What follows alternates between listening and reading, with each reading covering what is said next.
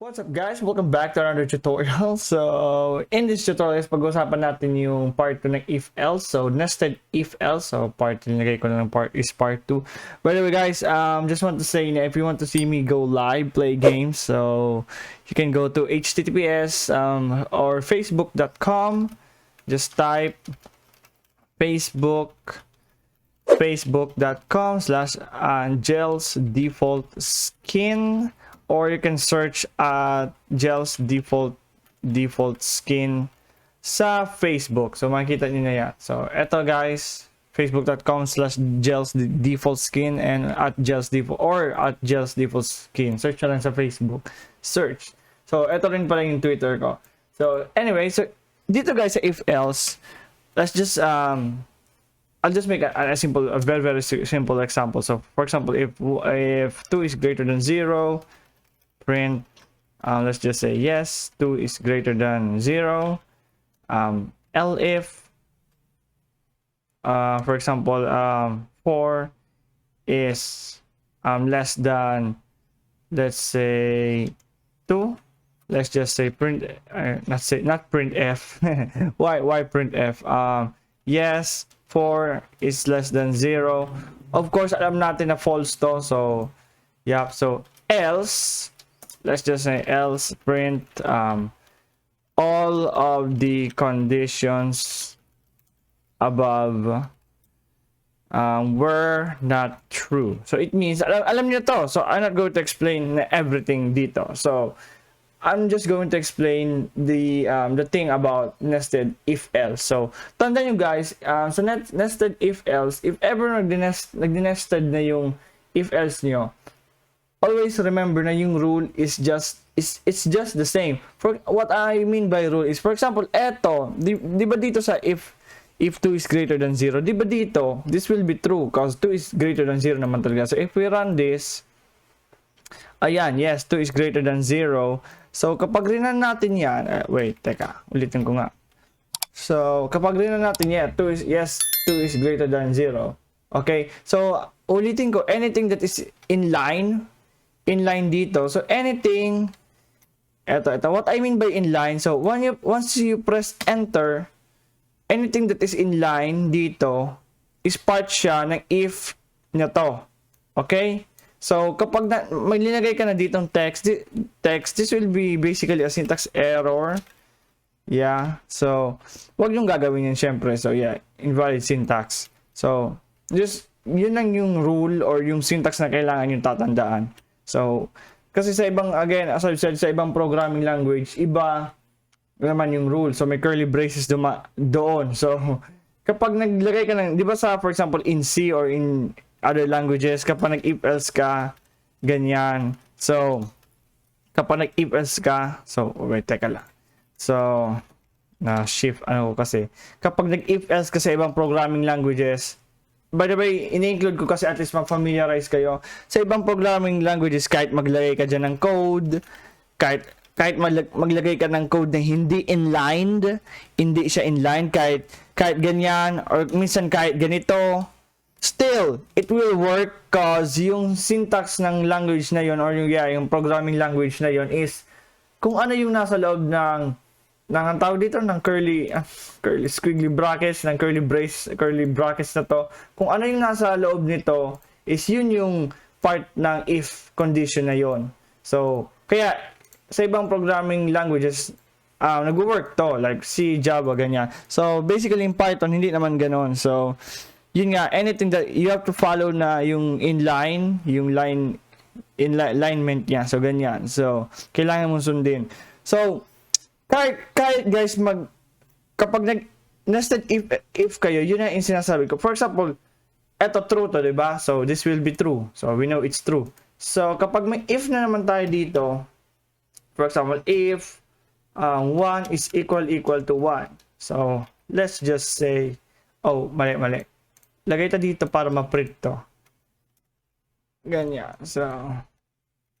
So if 1 is equal to 1. Now, take note. Again, ulitin ko, same lang yung syntax. You have to follow the inline.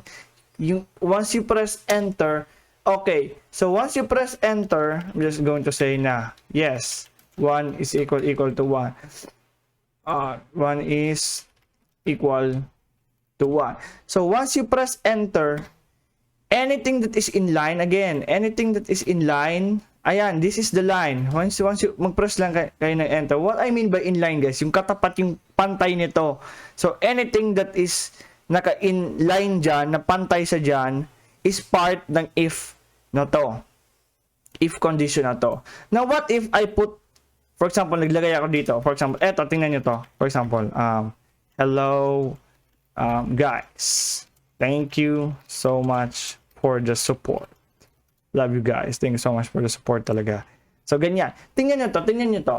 So, again, you always remember na kapag nag-press kayo ng enter, something like that. By the way, nag-work ata to sa mga IDEs or sa mga advanced code editors like Sublime. Sa Notepad kasi kapag nag-press ka ng enter, ay, parang pupunta siya dito kasi Notepad is just a text editor. So, kailangan mo ng IDE. So, what I mean by inline is ganun na nga. I hope gets nyo yun. So, yun.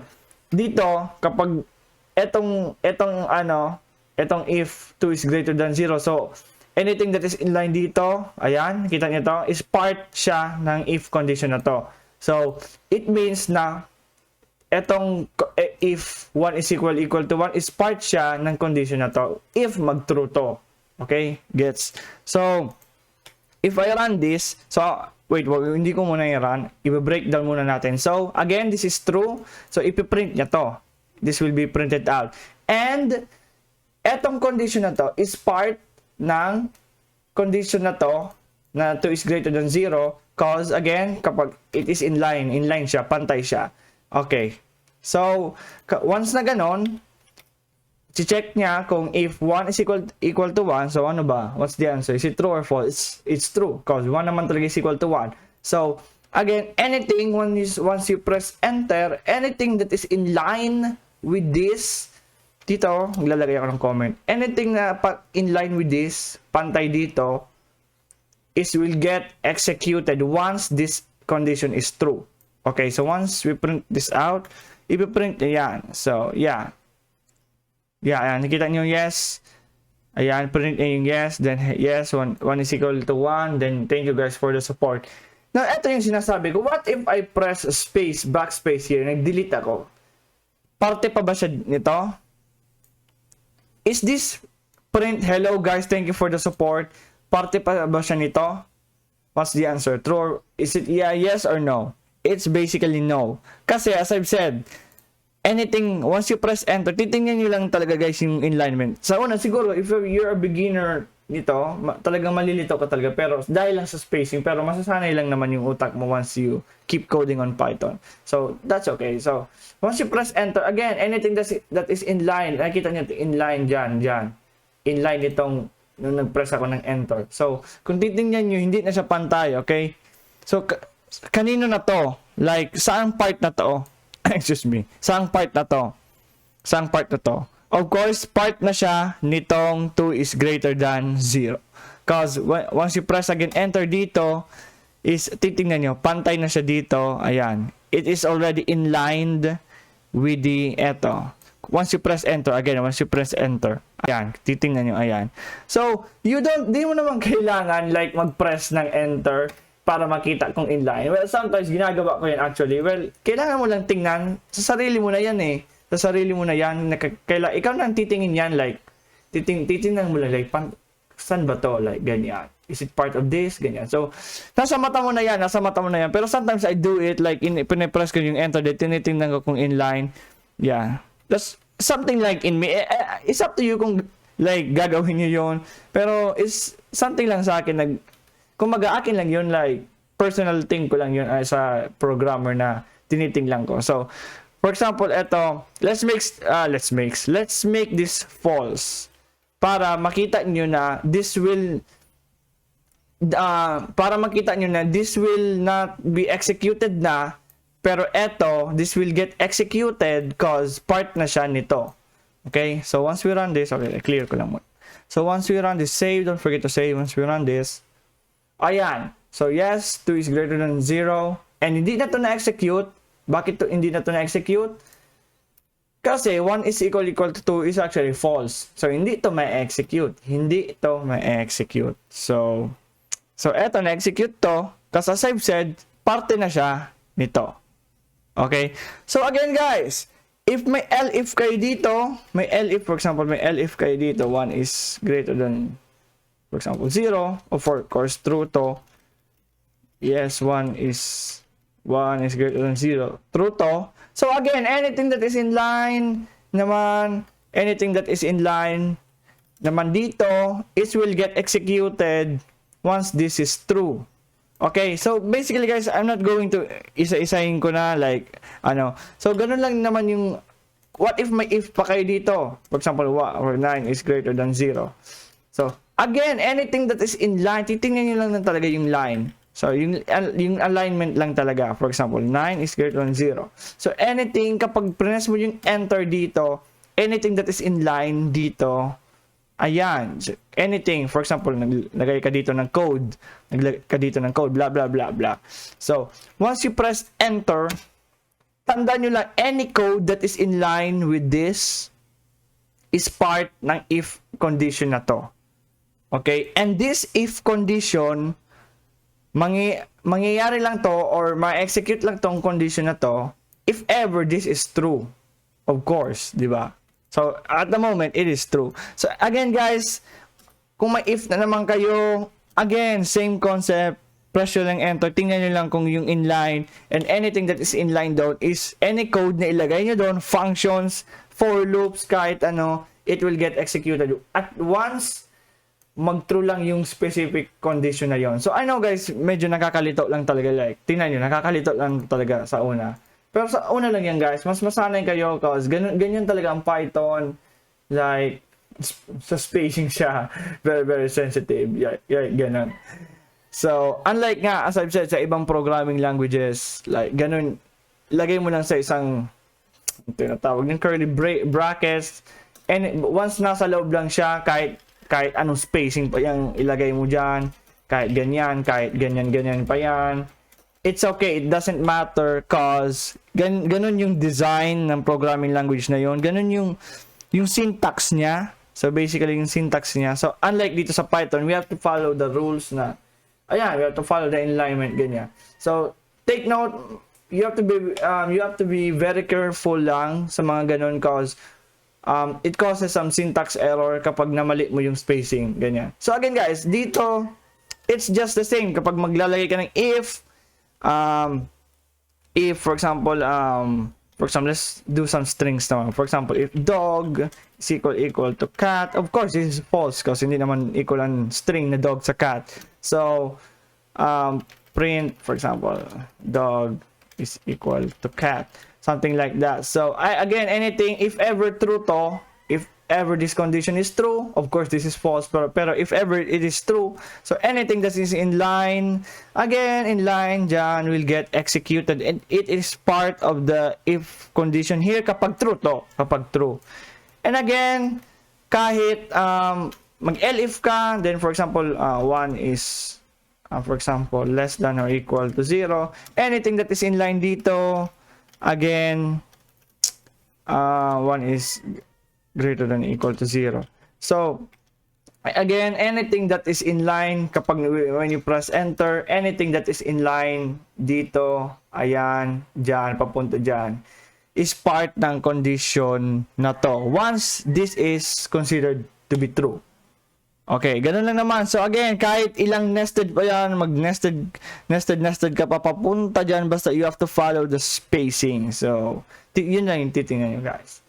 So basically, wait, may naisip ako. So what if pwede ba yung ganito, like, wait, nawala sa isip ko. So, baka magtanong kayo, sir, just pwede ba yung ganitong syntax sa if else, for example, elif, for example, may elif ka dito, then nag-if ka dito, then for example, 1 is greater than 0. Of course, this is a syntax error, guys. Dito pwede. Hindi to pwede. This is a syntax error. So once nag-elif ka, you have to put the next code here. Hindi pwedeng ganito. So this is a syntax error, guys. So yeah. Yeah. Indentation error pala. So mali to, basically dito. So yeah, So once you do a if else statement or if else, kapag nag-elif ka or nag-if ka, yung next code mo basically is dito na dapat. So hindi pwede yung ganito. Hindi, no, that's not correct, guys. So for example, ganyan. So maraming na print cause marami na yung mga yung mga conditions dito. Ito yun. So basically nag-true to. So 9 is greater than 0 naman talaga. So yun. Ayan, nakita nyo, nag-execute pa rin siya kahit ganito yung code structure niya, medyo ang pangit. So, ganyan. So, the spacing doesn't matter. Basta, yung spacing lang na it matters is dito sa if-else and yung ganito. Again, anything that is in line with the corresponding if condition, yun yung i-execute once the condition is true. So, take note of this, guys, because karamihan ng mga ganitong concept is na ganito. Yung karamihan na concept. For example, sa for loop, sa while loop, for loop, lalo na for loop, ganito rin sa for loop, yung ganitong concept na yung spacing na ganitong, anything that is in line will get executed. So, yun. For loop, while loop, may do while loop ba sa Python? Parang walang do while loop sa Python. Ano pa? Functions! Functions! Yes! Functions! Guys, bira kayo makakita dito ng anong tawag dito ng ganyan. Usually sa data structures lang like tinatawag na sets.